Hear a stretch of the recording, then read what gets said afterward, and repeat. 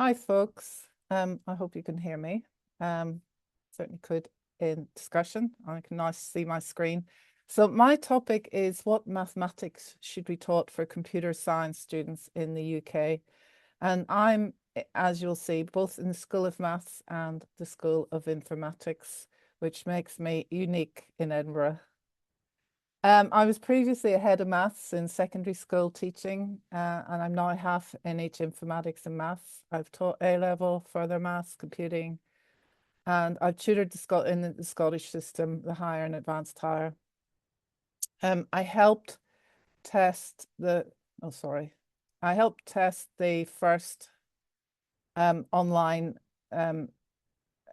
completely online transition maths that Edinburgh designed using Stack called Fundamentals of Algebra and Calculus. And I'll get the odd mention again.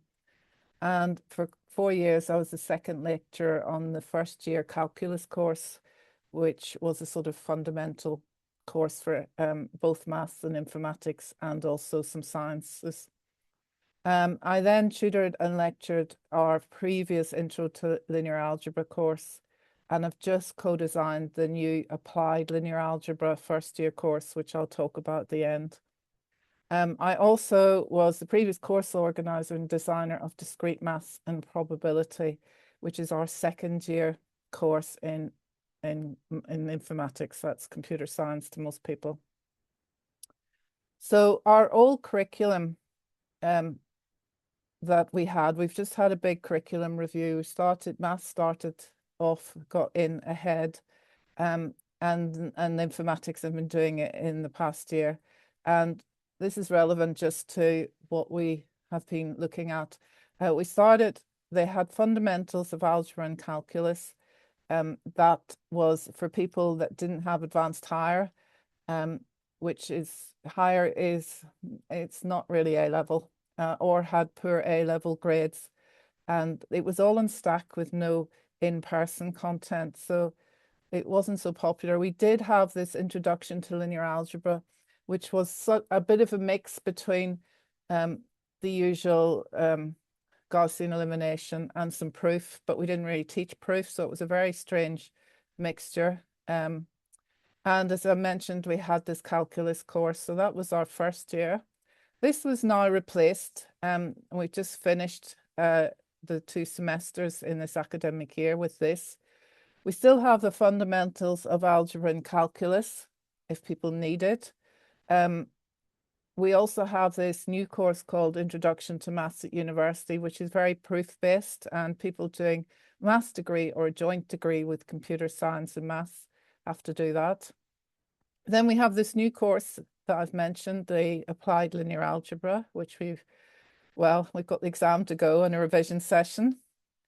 And then we got Intro to Mathematical Analysis with Calculus, and that replaced this course above, this calculus course, but it's quite theoretical.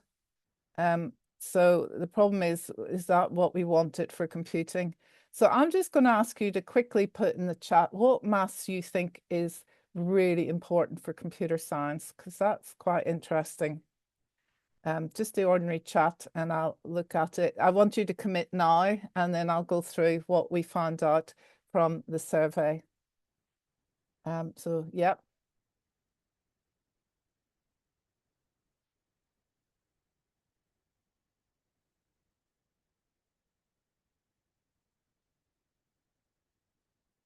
Okay.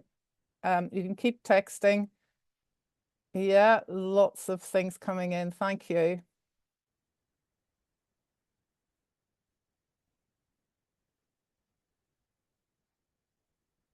Right. Interestingly, none of you have mentioned calculus so far, but do feel free if that's what you think of.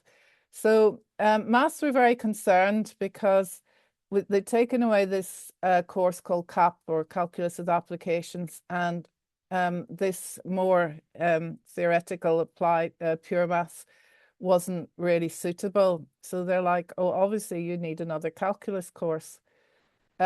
Here are the pass rates for our fundamentals and calculus. Now they obviously cover, I notice there should be a broken axis there down here, apologies. But you can see that things got worse. And of course, that covered the COVID years as well. And there were all sorts of problems. What happened to maths over the pandemic? I'm sure you know, we had teacher assessed grades. We had a reduced examination syllabus more in Scotland more than in England. Matrices went, functions reduced. There was a lot of remote learning if you had some supervision. Pupils were missing days at school, and I had friends who were teachers who were ending up covering 4 classes of 30 pupils on their own. Not great. And actually, our Chinese students had prolonged lockdowns as well. And there was a lot of online unsupervised exams and coursework. So here's the profile of a typical struggling student in calculus. They complained about how difficult the techniques of integration topic were, partial fractions. In fact, they avoided it and most of them didn't answer it. They got 56% in this fundamentals course. And as you can imagine, as that's the building block, they went on to fail calculus. And they struggled with algebra for in-person exam conditions, particularly algebra fractions, but there was a lot of poor algebra seen. And the problem that our reps have told us that many, of course, were using computer algebra for online exams and never really developed their own skills. So what was the problem about the maths courses in the view of informatics students? This was from surveys. They didn't like this lack of in-person content in the fundamentals course. They didn't see the relevance and they lacked motivation for calculus. This is a worldwide thing. They spent a lot of time on our first computing course, especially if they were completely new programmers. That's being fixed, by the way, for next year in the review. And then when they do the in-person exam, they haven't got these algebra skills for handwriting it. So in April, May 2024, I did a survey across all of informatics course organisers and lecturers for the undergrads. And I managed to get everyone to reply with a lot of nagging and got 45 subject replies. And I went ahead and, from my own knowledge, designed these 5 areas. Calculus 1, the sort of A-level standard, versus Calculus 2, I split off, which has multivariable calculus and so forth. Linear algebra, probability, statistics, and discrete maths. For those of you, I see some of you know, discrete maths was the traditional maths that computer science wanted for many years. Right. And so out of they had the option not to answer every question, every section. So it would switch on. They could say, did you want to answer on this? So 34 selected discrete maths, not a surprise. Is necessary for theoretical computer science. And you've got down one column, you've got those who said it was relevant and those who said it wasn't. That's to say rationals, by the way, apologies, only spotted that. So most people thought most things were relevant.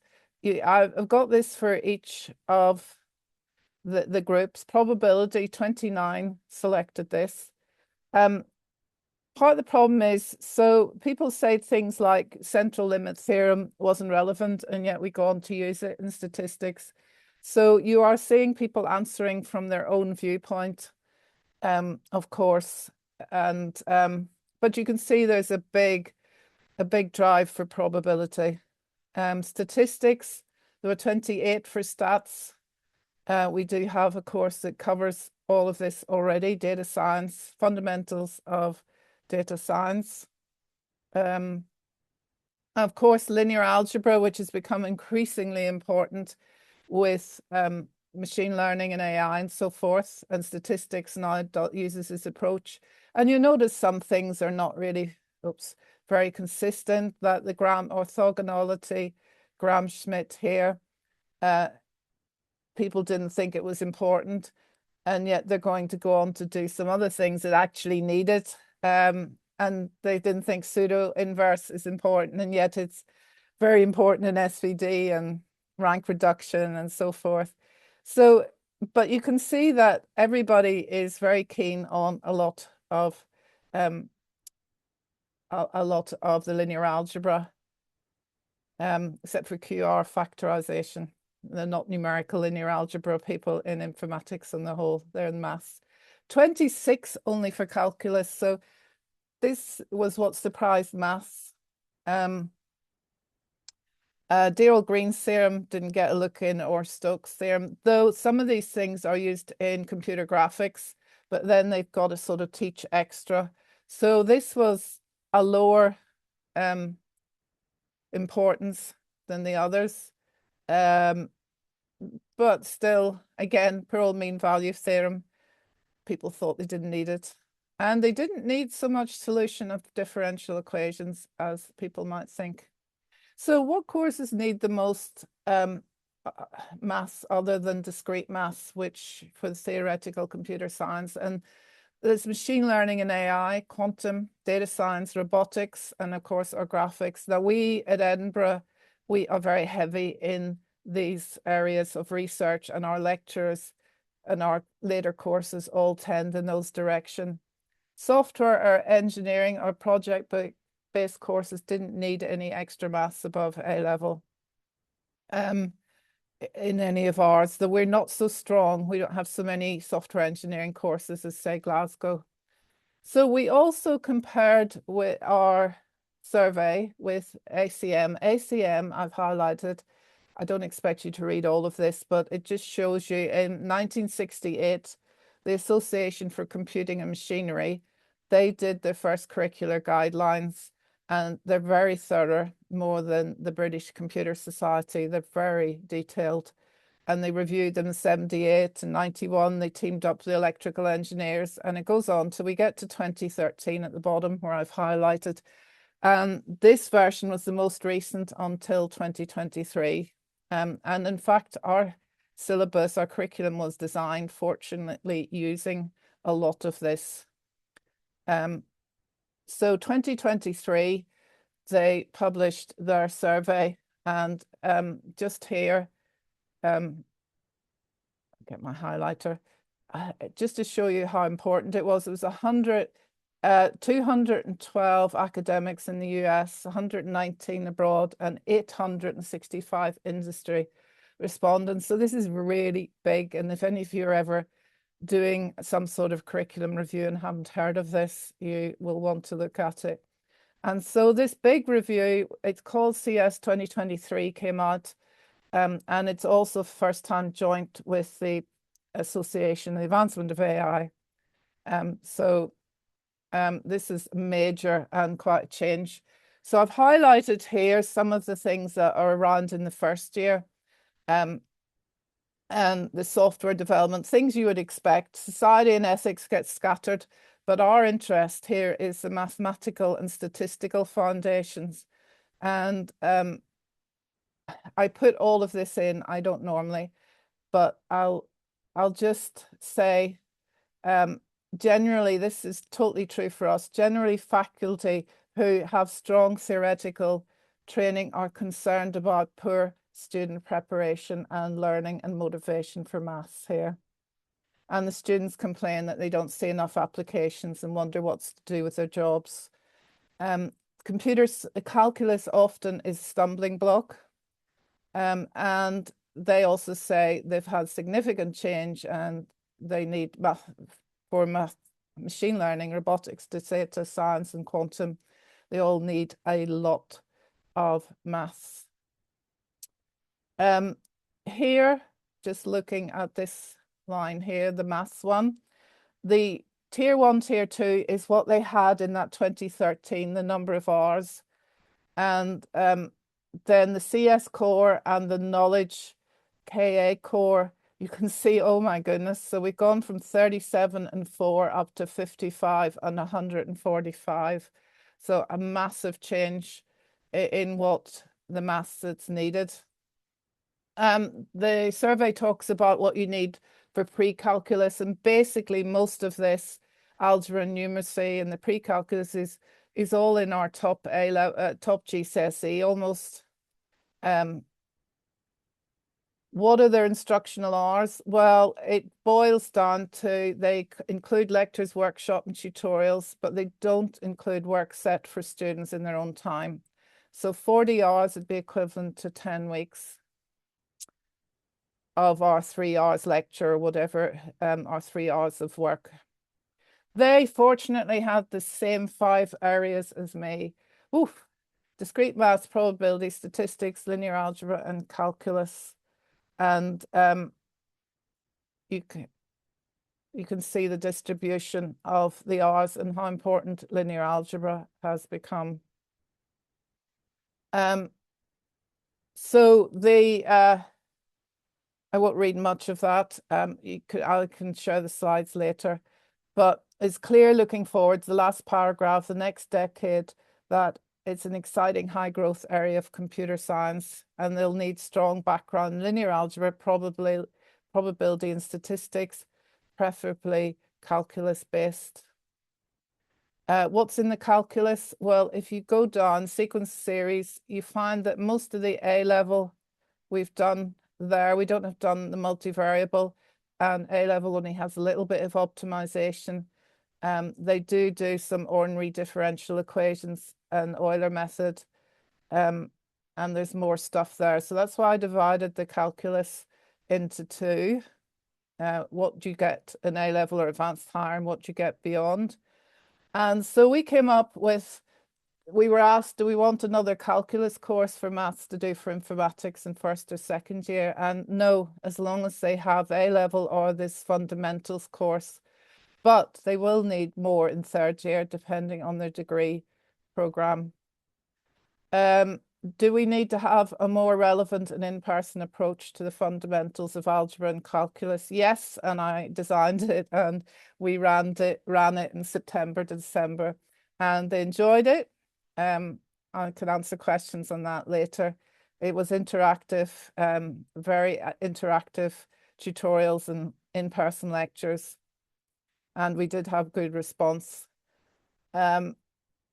So we just finished this new applied linear algebra course, which I managed to sneak onto the design panel with two very eminent professors. And I said, well, of course, what we need is SVD and PCA and all of them. They went, really? Do you think you'll get that far? But the thing is, it was very applied, so we didn't do a lot of proof.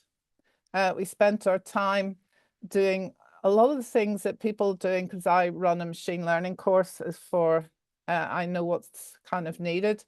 And I didn't know enough of it and had to learn it, even though I taught this other linear algebra course originally. So it's very much designed, and it's the linear algebra that statisticians, applied mathematicians, computer science people, this is what they need. And when you go to read about machine learning and so forth, all of this has worked well.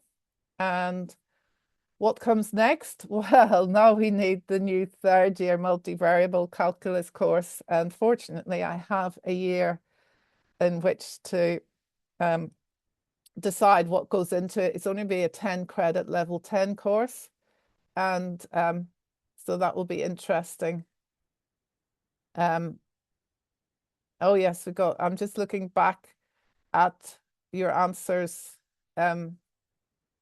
which were pretty good. Well, I asked at the beginning for those that were here, what did they think was the important maths for computer science? And discrete maths was the traditional one with logic and graphs. But now, as you can see, linear algebra and with data science, you need reasonably good statistics, good foundation in that. Calculus without proof, I agree. And basically A level until we get to third year, when we're going to have to top it up. But that was a bit of a gap in our course. So that brings me almost to time. Sorry to scamper through a bit, but I didn't want to run late.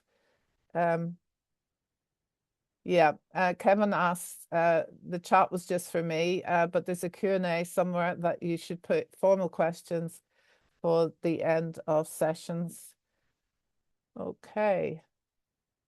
Right. I don't know if there are questions already, Kevin, for me to answer.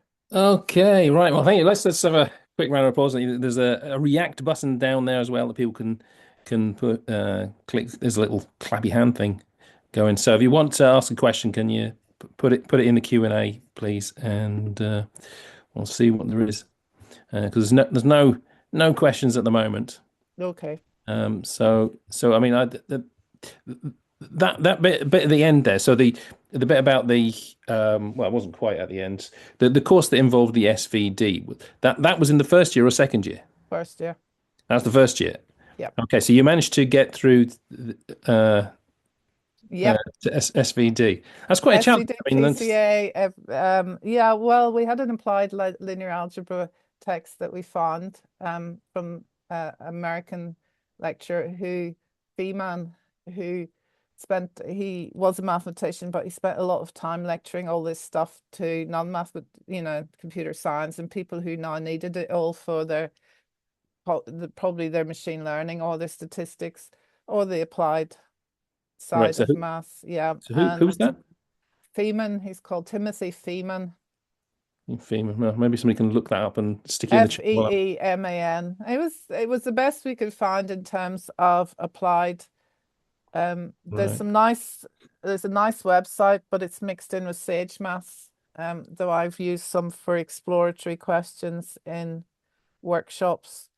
Yeah, and we tried to do lots of applications, on the way to try and make it relevant. And we have had the students come up to us and say, like, we're really enjoying this, including mathematicians who said this is more because they've been doing a lot of the pure maths proof.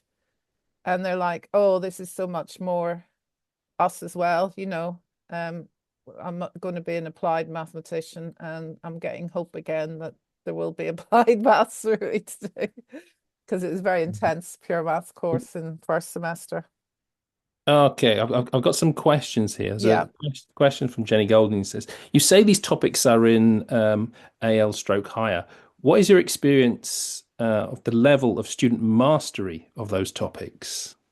Ah, so this is an interesting one. So unfortunately, if I target the Scottish people forgive me, but we take people with our advanced higher, which is higher is only a level 6.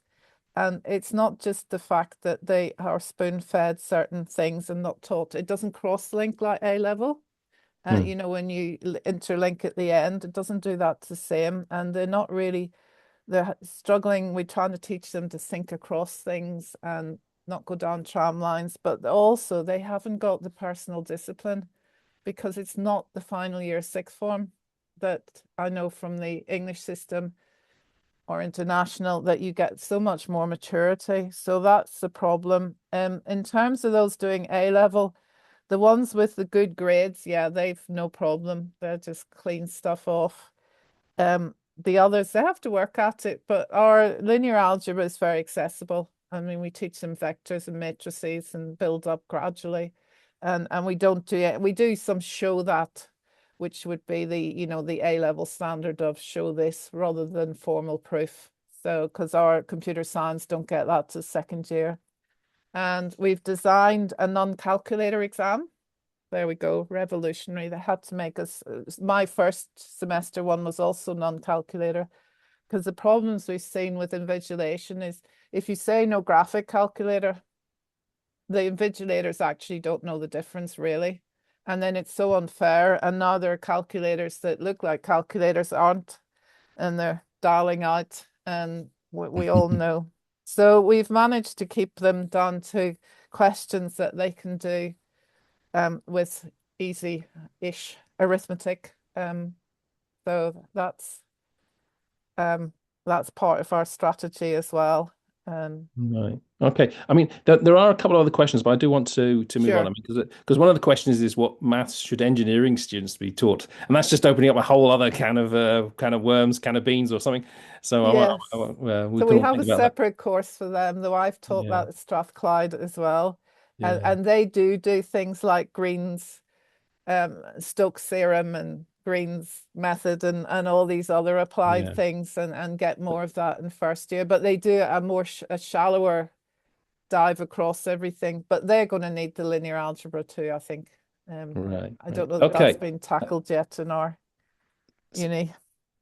Yeah. Okay. So I'd like to wrap up and thank you for a Okay. great little insight into what you've been doing. So I'll have a quick round of applause there Thank before we you. swiftly move on